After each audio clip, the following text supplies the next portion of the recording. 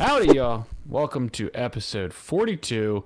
Taylor is taking a little bit of PTO this week, so I am back on the saddle, running things a little bit, even though Taylor is here. But, this week we're going to be talking about, we had a little bit of a challenge that we're starting to do on this channel where we're going to do a weekly challenge, and we each played 9 holes with a putter only, and we're going to talk about our rounds, and maybe we learned something, maybe we didn't learn something. We're going to intro into DGLO coming up this week, starting tomorrow. Anything else that happened in disc golf in the last week, and then mention our picks going into DGLO and where we are in point standings. So let's talk about our challenge first. So last week, as I quickly mentioned, our challenge was we had to go out and play 9 holes with only a putter. And would anyone like to talk about their experience for 30 seconds? Well, I was very confident. This is my home course, my normal track. I played the front 9 of Cass Benton. Hole 1, there's so if you've ever played Cass Benton, hole 1 goes this way, hole 9 comes back like right next to each other. The guy shanked it into my fairway. He throws a chip shot. He's probably only like 80 feet from the basket. Throws it directly at the tree right in front of him. So he's just like flabbergasted. Well, I'm like, okay, I guess I can throw. He's out of the way enough. Just royally hits the first available tree, and I'm like not even in the course anymore. So that was I think the one and only bogey. I don't remember. But the rest of it was really good. I love the beat in Marvel, and I love the word flabbergasted. Yeah, so, I was trying to figure out how to spell it in my head. I was like, F-L-A... You can't spell half the words we talk about, so. Probably. I did go to public school, so. So what did you end up shooting, Corey? I shot even. Okay. I think, I do remember playing, there's like a 12-hole loop, and then you cross the street, and then it's 13 through 18. So I just finished up the 12. As soon as I got done with 9, I think I shot a bogey and a birdie to go even. And then the next 3 holes, I birdied all of them because, that's how it works. Yeah, why not? One takeaway from that round. Anything? Trust your throw. Cool. Love it. Matt, what about you? What was your score? What course did you play at? What did you learn? My home course, I shot even par, 2 birdies, 2 bogeys. Oh, by the way, sorry, Matt. Sorry to cut you off. Corey, do you remember your feet to stroke? It was 1 longer than Taylor. Did you say 24-24 or something like that? I didn't even go to that course, so I'm just a fibber. Oh. I'm not going to lie. I think it was mine was either 24-23 or 24-24. It was something like directly off of what Taylor said. The feet per stroke was pretty much the same for me and Corey. It was like 83 or something. Okay, got it. So somewhere in that 80 to 85 mark. So I did the exact same thing. Like I said, 80 to 85, somewhere in that range. I took the MVP Watt out, which has been a big favorite in my bag. What? For a slightly lower profile, and I learned that you have to be really specific on your putters. I had not gotten enough consistent throws with that disc in to realize that it actually finished slightly right instead of straight, so it faded right, and so Flabbergasted. Yeah, he's flabbergasted by it. And Faded so right. Okay. I just couldn't rely on that. I had 2 different putts where I was just edge of circle because I threw it at the basket and I was like, it's a straight putter. And then because I'd thrown it and warmed up right, it just drifted right at the end. And I was like, oh, now I'm 33 feet. But it does tell me I can shoot almost what I average shoot on that course with just a putter. Right? I just get less bogeys. It's like I get less birdies and less bogeys. That's it. So what did you learn? Was that the thing you learned, or? I learned that I maybe need another throwing putter. Oh. Because I thought that was my straight flyer, but I never really threw it hard. I just threw it for little upshots. So amazing, Taylor. Yeah, so I say I'm a fibber. I went to actually a different course because I did a video with mine, and I feel like a lot of my videos recently have been at the course closest to me. So I hopped over to another one, but still I feel like had a good round. Main thing I learned is that for all things that I love the Nexus for, edge of circle to C2 putting apparently is not one of them, because that was absolutely my downfall. On the plus side, I got a lot of circles edge and C2 looks, which I guess can't complain a lot about that with. But yeah, I did not putt well at all. I think the actual main takeaway was like, you can get in so much less trouble just throwing a putter than like trying to, get everything you can out of a distance driver, hit the angle just right. Like, it's so much simpler to just say like, I'm gonna throw a putter flat and just see what happens. And a lot of times you're in the absolute middle of the fairway in a great spot. Yeah, absolutely. What was your feet per stroke? Do you remember? No idea. Okay. Because I calculated it for the other course, but I can look it up. Okay, cool.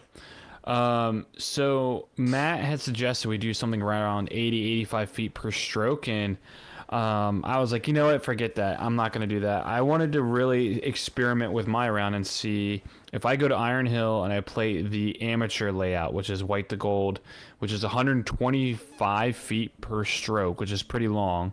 How could I favor with a putter in the woods? And so I was hoping that like I could do pretty well with keeping it straight in between the trees with a putter and just seeing how well I could do. I was really, really pleasantly surprised. I shot two over. I shot 2 over I got a double bogey on the second to last hole. And I was, sorry, I should probably say I was throwing my surf, which is pretty straight. I was putting with my putting putters, so I did cheat in that sense. Matt said he would be okay with us putting with putting putters. I cheated too. So yeah. I think we all did, didn't we? Taylor said Taylor. he putted with a Nexus. I just having a putter that has my name on it, I was like, I'm just going to use this thing because that's just, and it bit me at the end of the day. Yeah. So Yeah. So, 2 over is not bad. I actually played really well. I actually missed a couple birdie putts that I think I should have had. I was pleasantly surprised what I could do off the tee with a putter at Iron Hill with some of the holes that are pretty difficult. And what I pretty much learned is all you need to do is keep it in the fairway and good things happen, honestly. So it really changed my mind, and it made me think, this is why Isaac is so good in the woods, because he throws a mid-range, and I'm thinking, okay, I threw a putter. If I threw a mid-range, I could probably get a little bit further and still be in the middle of the fairway. So it really made me connect and think about why Isaac is so good in the woods. So it was a fun challenge. I liked it. Any other comments about the challenge? I'm trying to find it right now, but I think everybody should do it at least once. Because like you said, I feel like, especially like maybe even once at courses you play a lot, because it really did like change my perspective on like how far I could get on a hole with a putter and like what trouble that didn't bring into play versus like obviously landing in some terrible spots trying to throw as far as I can.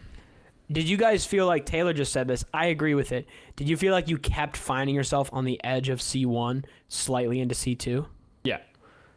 Yeah. Yeah. I was right there.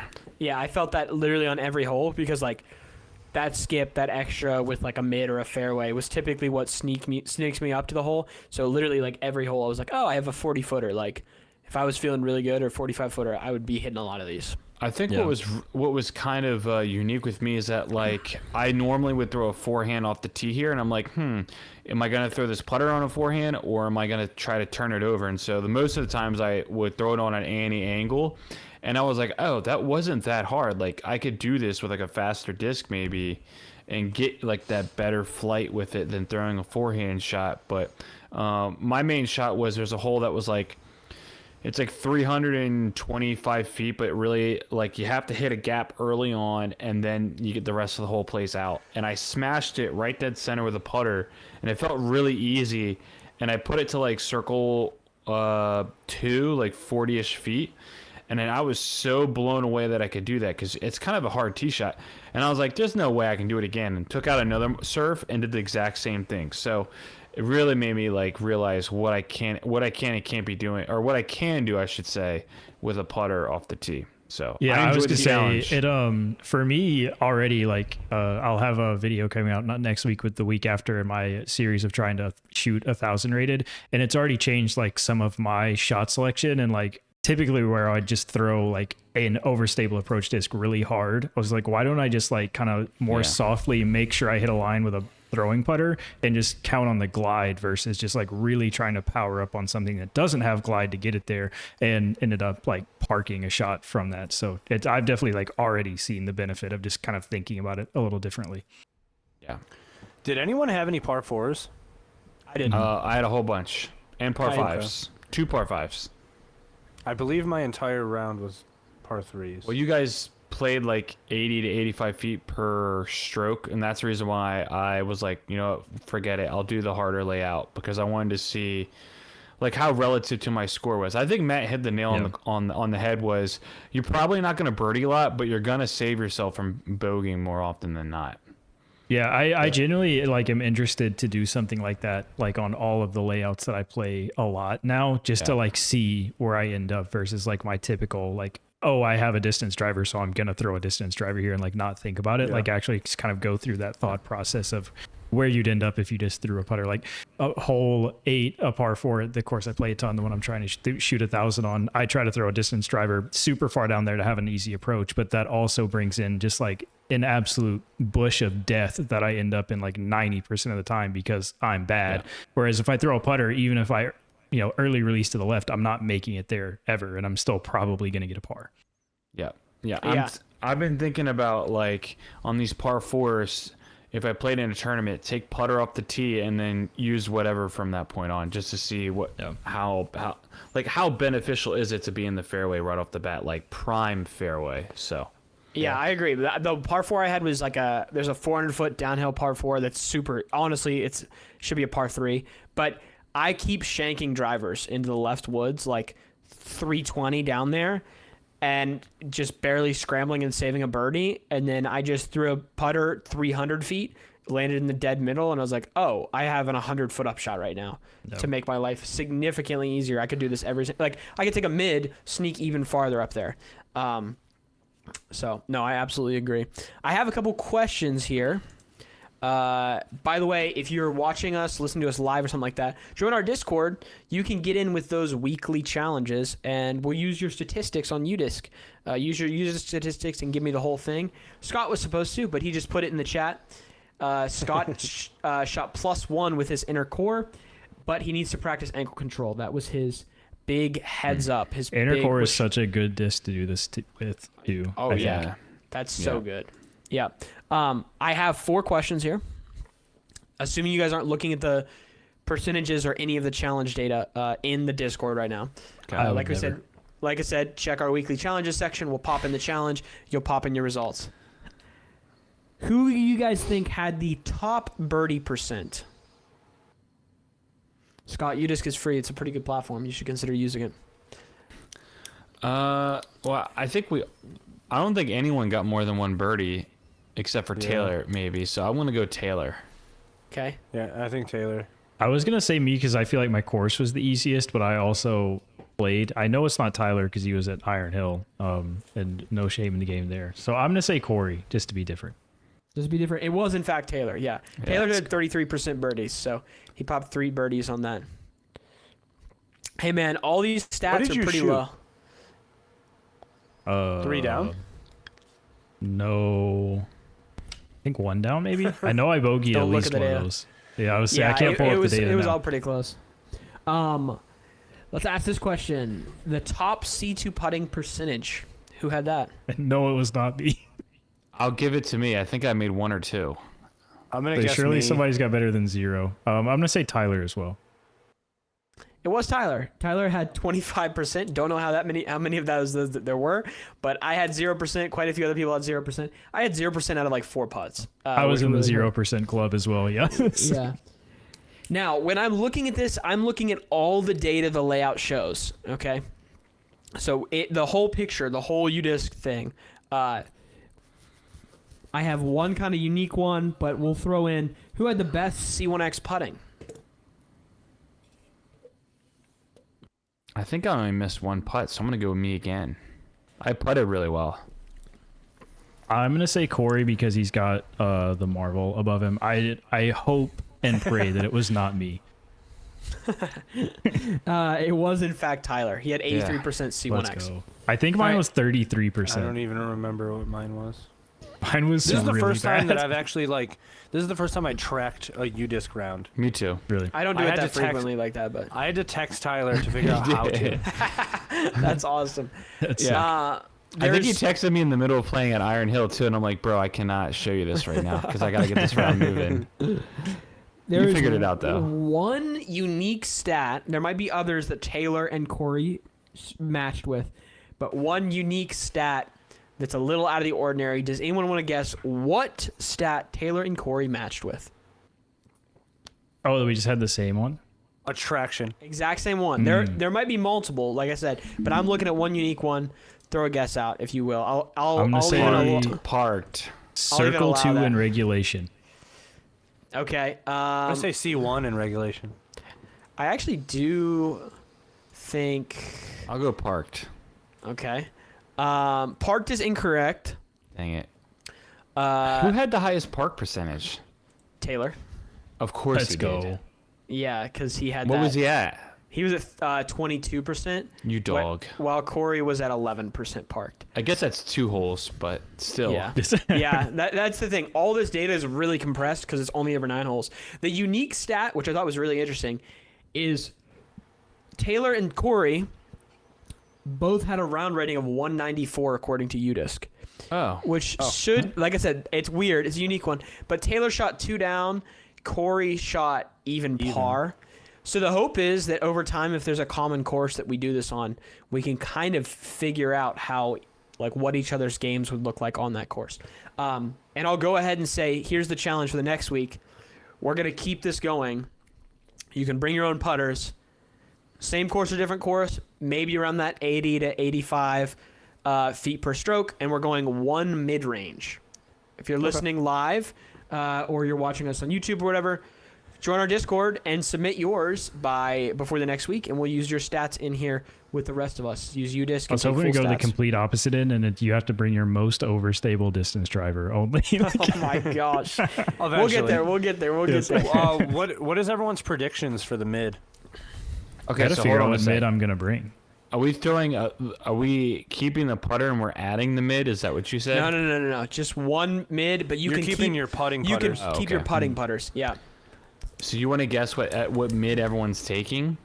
No. What's your prediction for like how compared to the putter? Because I really don't think it's going to change much for me. It could change 1 hole for me. I honestly think I'm gonna do worse. Are That you is going to play interesting. iron again? Yeah, I'm gonna do the exact same layout because I want to. Okay, I feel like I kind of want to keep the layout consistent, but mine's really Yeah. easy. Yeah, also. I already planned on doing. yeah. Yeah, I feel This like I'm course. gonna want to overthrow the disc. But we'll, Interesting. but we'll See, see. I think I'm going to like almost choke up.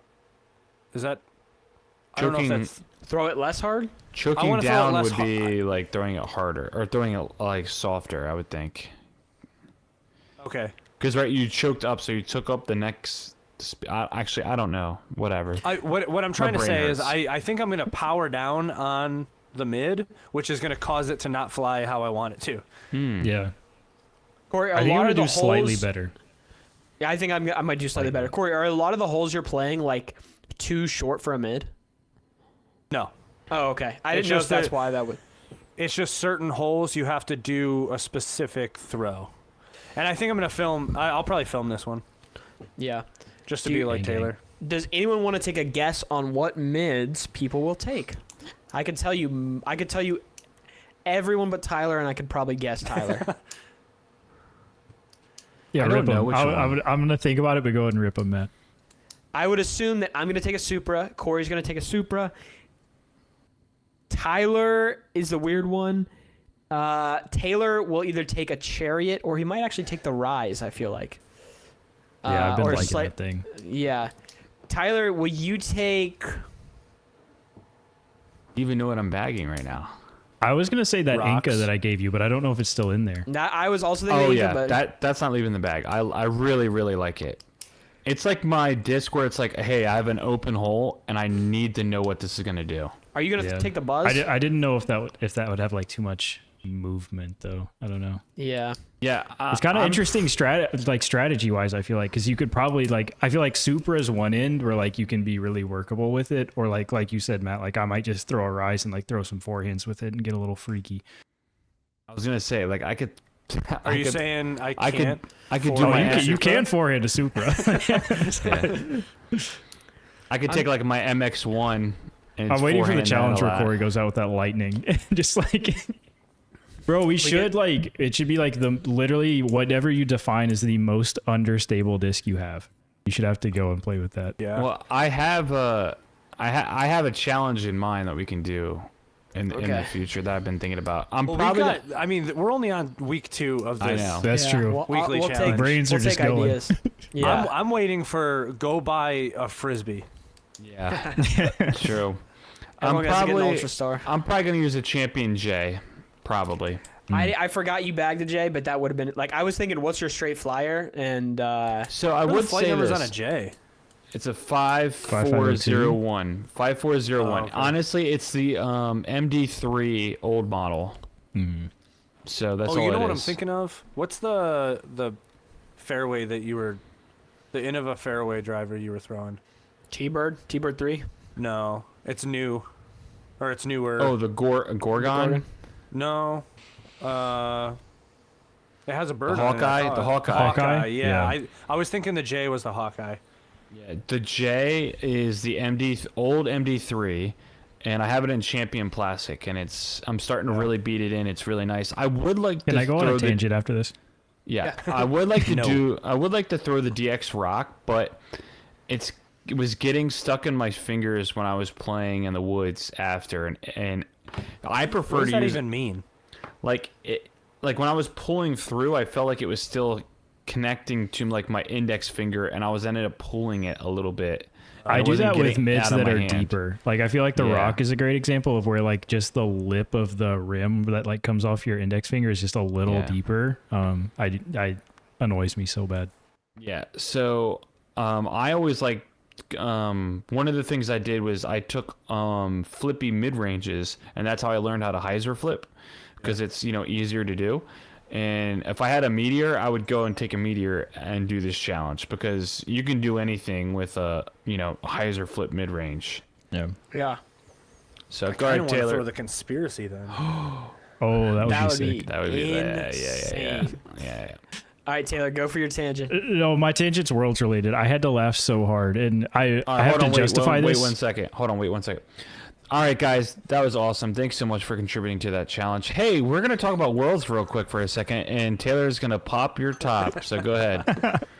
No, to justify how I got to this in my brain, the MD3s that I throw the second run Color Glow are the same run, allegedly, of MD3 that was the first Eagle signature like Color Glow MD3 with the little claw marks on the sides. Yep. But I thought it was hilarious. Literally, first hole of Worlds, New London, Gannon on lead card has one of those and is throwing it. And I'm like, what a good look for Discmania, dude. Like, Gannon's throwing literally the oldest MD3 you can find. Yeah.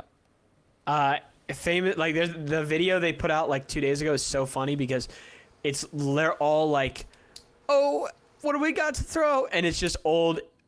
Every Discmania Pro is throwing the exact same. What's the Eagle Claw? Is that an MD3? Yeah, It's that disc. Gannon, Gavin, and Alden, all three are just holding it, and they're like, and Gavin's like, I swear we're under 25% of old Innova stuff in our bag. We Yes, just those like old like Eagle 6 claw. I can't remember They what do- that actual run was called, but They do look sick, by the way. They do look awesome. Do you but- think the guys at Innova are just sit back in their chair and they're just like, just huh, laughing. they like that old stuff, huh? Yeah. You Maybe know? so. Because they pretty much are throwing Innova. Yeah, that's They're what not. they're doing. They're not throwing Discmania. But is it because it's Innova or is it because it's beat? Innova. Because I it think it's has because to it's be Innova, beat by honestly. now.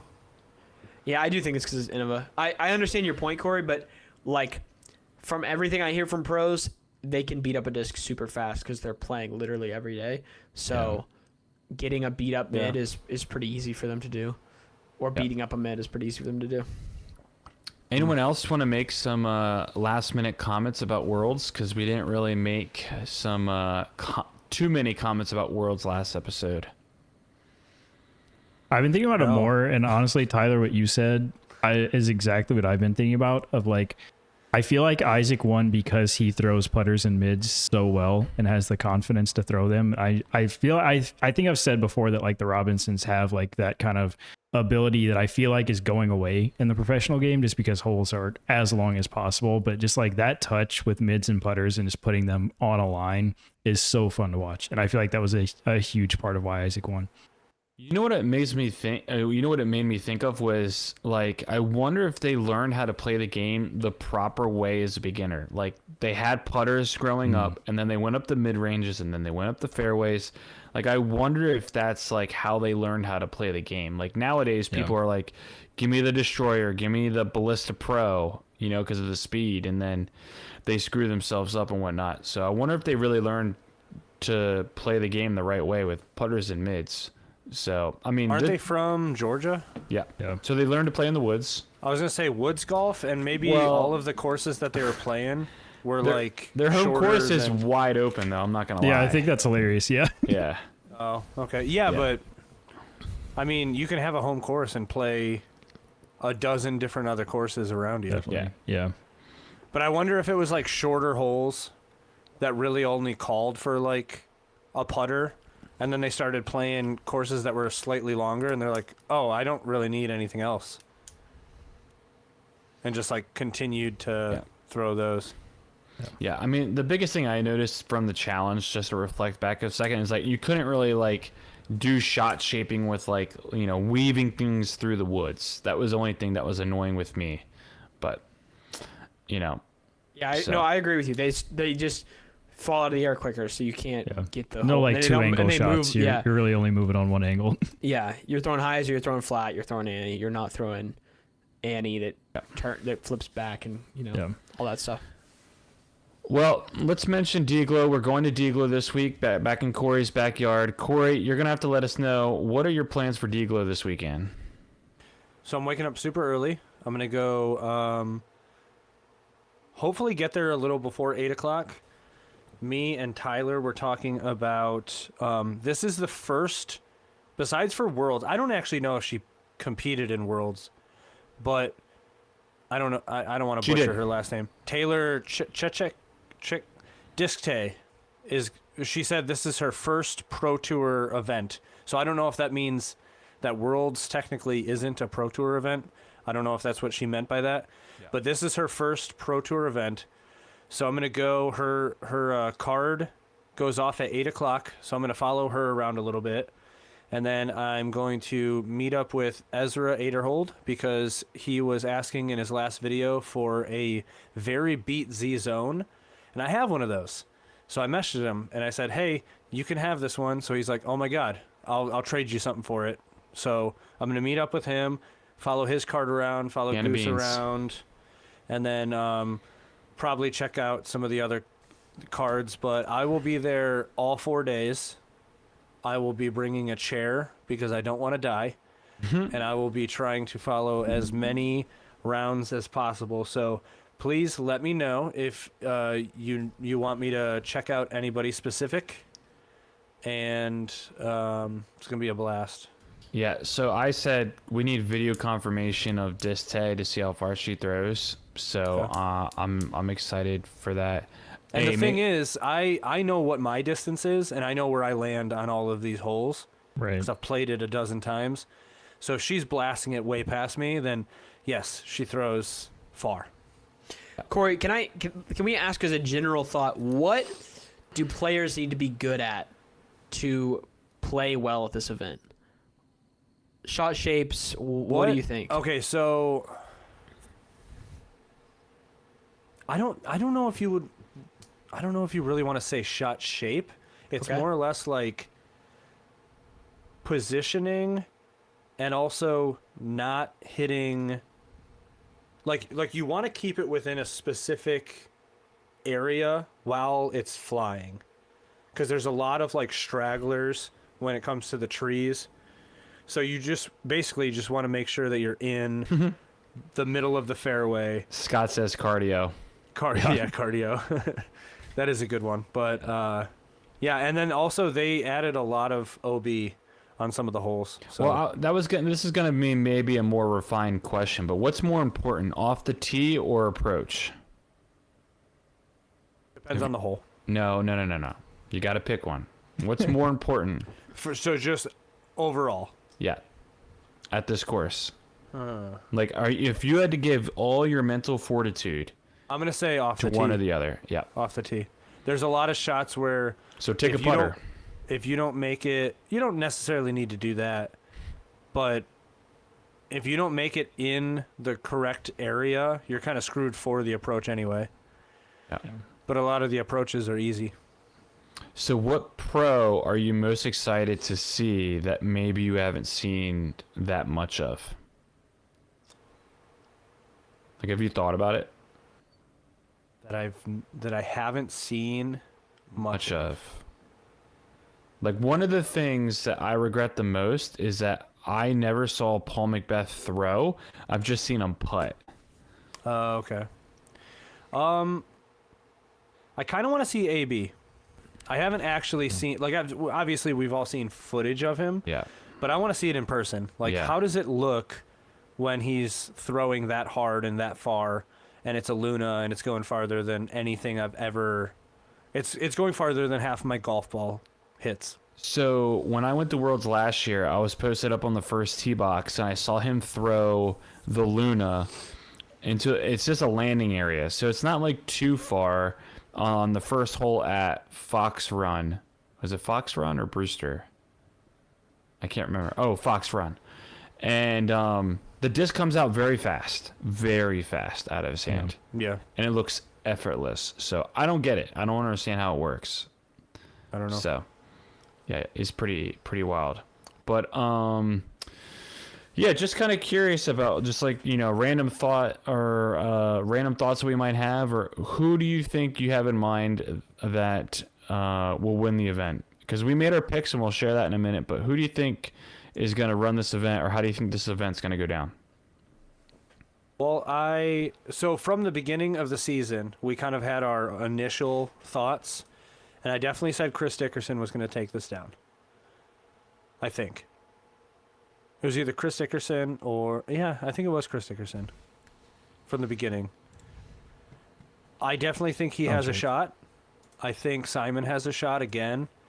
They did remove his hole 16 where you just blasted over. It is a mandatory drop zone if you miss the island, or if you go off of the island. Wow. So that was their one way. I really wanted them to do like a re-tee, because it's not like you're going to go over there and then, oh no, I'm out of bounds. No, everyone can see. It's a very short hole compared to the rest of them. So you should be able to just empty your bag if you really need to. Yeah. But they didn't do that. I don't know. I think it's one of them too. I think for me, one of the people I'm looking forward to seeing the most coverage-wise or whatever, this guy is trending really well, finished in the top 3 at Worlds. He has won this event before. He's got trademark throw at this event. I'm looking forward to seeing how Eagle's going to do. He Yeah. redid that trademark throw Did he for really do it? Instagram. Yeah, on Instagram, yeah. And he landed pretty much where he did. Did he really? Yeah. I Yeah. saw that Parker Welk replicate or tried to replicate it. He landed a little short. Parker did. Yeah, I saw But that. Eagle threw it and it landed like damn near where he did. I'm gonna have to go on back and look. coverage. I didn't see that. Yeah. I saw Parker's. I didn't see Eagles. But yeah, I'm looking forward to seeing Eagle. And like, Matt was busting on me a little bit before we recorded and while we were doing live. I'm not the biggest Eagle fan, but still, like, watching Eagle, I mean, he's like a spectacle that we need to have in our sport to make it exciting. So hopefully he plays well. Hopefully we get to see him on coverage. So I have somebody that I mentally bookmarked to pick and try to grab and then completely forgot and didn't pick him. But I genuinely think that Kevin Jones is going to pop off at this event. He historically plays really well here. He's been kind of trending up, and I just think that would be hilarious if he got like a top 3. And at every press conference was like, yeah, just Innova is so sick, man. Yeah, I think he got a top 5 here last year. Yeah, Top he's 5 or played top well 10. here previously. Did you guys see the video with Joseph from another round and Kevin Jones that he put out like a week ago? Yes. It was Kevin looked the happiest I've ever seen an individual look, and he was either high or high on those Innova discs. One way or the other, he was happy to be throwing a frisbee. So I don't mind the pick at all. I He was almost going wonder. crazy. I almost wonder he's happy to get rid of those obligations with Prodigy, and he was just ready to move on. Expectations kind of off his shoulders and everything, and it's kind of Yeah. I think that would make Yeah. a lot of sense. Yeah, I wish he would really build up his brand more, dude. I think he could be huge, and he had an opportunity to do that about 2 years ago, and kind of blew it. So, kind of sad, dude. Some of the young kids coming in, they don't know about the Kevin Jones, Jump Putt Jones, KJ USA. They just don't know about him.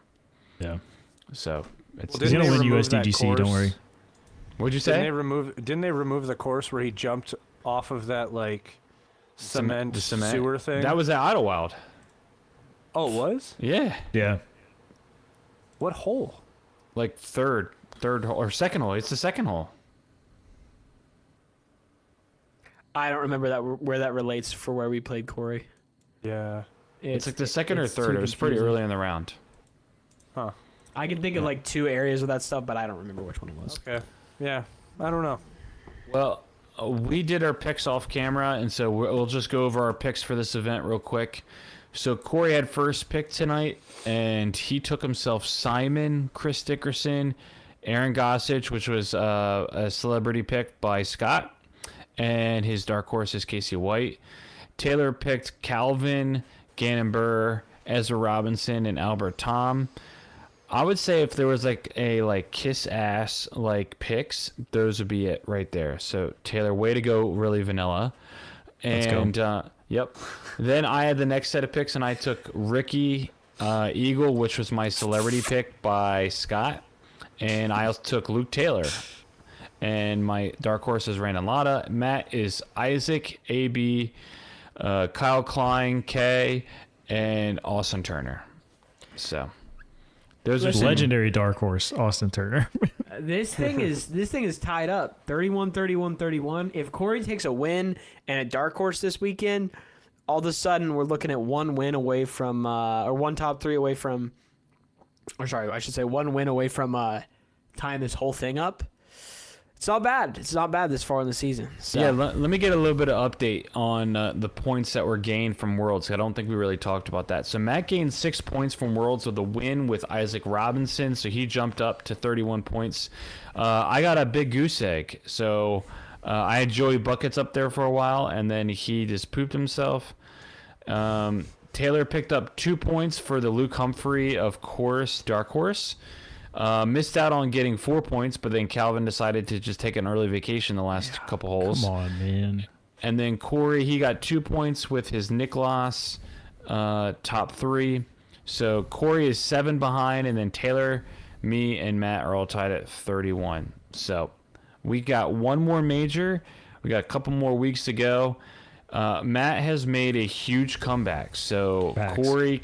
Corey is definitely in this thing. That's for sure. I will say I'm So- impressed this far in how close it is. Like, Yeah, kind of proud of absolutely. all of us. Like, Yeah. We know something about disc golf, I guess. Yeah, I think it's really funny how like Hunter and Trevor are always so far off. I don't understand how that happens, but I guess with two people might be different. I don't know.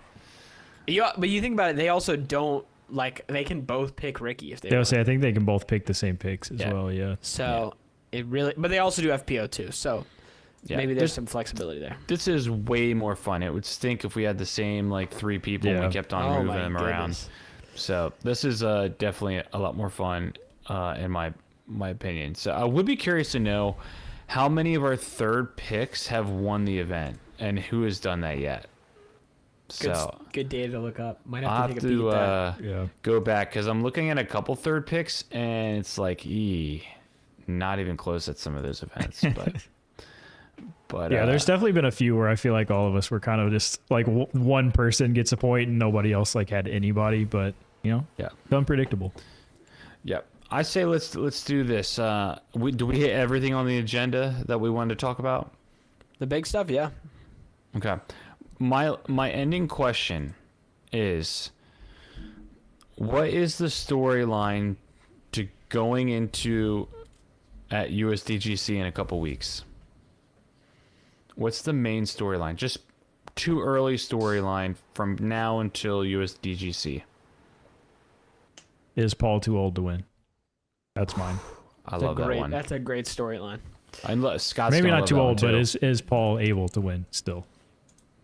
Yeah, Scott's really not gonna like that one, but I do love it.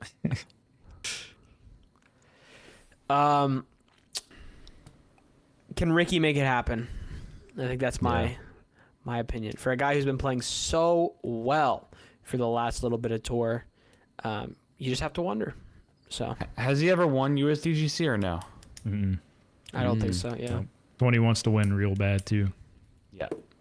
That's where legends are born, honestly. You can win Worlds, but if you win Worlds and USDGC, you're a legend. Yeah. I can't believe Ezra Aderhold just won a major. Ooh. I love Okay. it. I thought you were I going to don't say know, I Ezra really Robinson, like him there. but Corey is doing everything he can to get deep in his DMs right now. yeah, He's that's what in it the is. DMs, but he wants to get deep. wants to get in deep No, the I Yeah. think DMs. I just like his game there. I don't know. I do actually like his game there. I agree with you, Corey, and especially after his performance last weekend. God, maybe he needs a reason to come back, and maybe this is it. I don't have a title, but I'm very interested to see on how Gannon reacts the rest of the season from not winning Worlds. So, I actually will not care if he does nothing at this event. It's going to be, how do you do at USDGC? How do you do at the Pro Tour Championship? And how do you end up doing at like MVP or something like that? So, I think that's what I'm most interested in. How's Gannon going to react to not winning Worlds? Because he was the expected winner. Yeah. So, Secondary storyline for me is: does anybody care about the DGPT playoff events? The answer's no.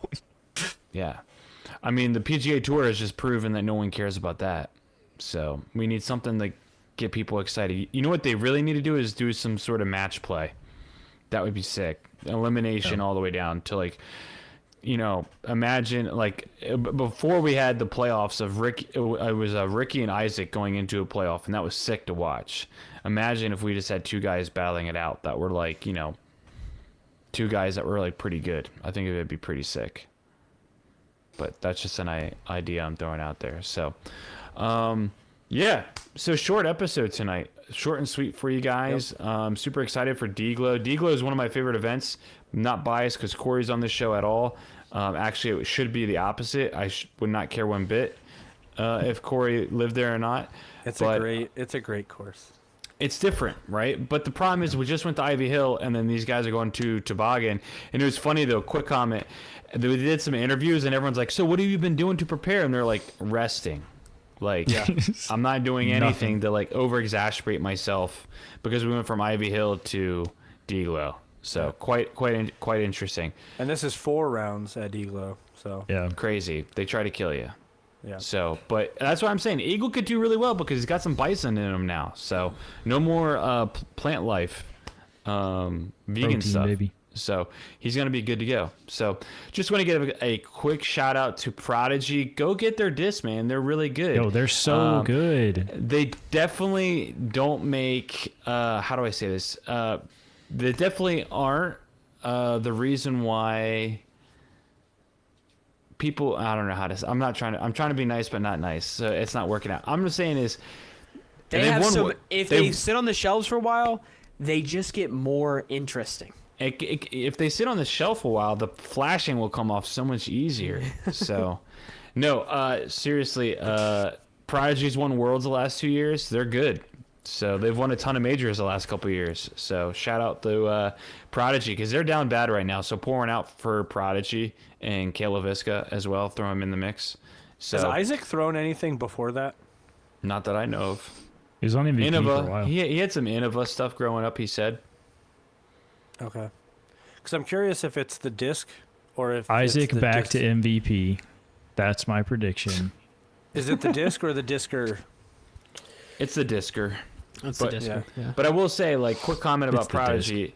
Prodigy, I think, is one of the Prodigy is one of the best amateur companies, in my opinion, because of how flippy they are, their discs. Yeah. So I think it's good for people getting into the game, honestly. But Yeah, unless you chuck one down Inverness and you and Robbie C have to look for a half hour. I'm telling you, man, RIP Def 5-10 minutes, that's all you get, and then she gone. That's just how it be. So I got more to life than looking for a disc for 30 minutes. But Corey will look for a lifetime. Well, we didn't mean to look for that long, but walking back up the mountain is another 15 minutes. So, Yeah. Well, that wraps up this episode. Thank you guys so much for watching, and you can head on over to foundationdisc.com to get all your disc golf needs and all the cool things that they're doing right now. And we'll see you guys next week for another great episode. Peace. I guess. bye.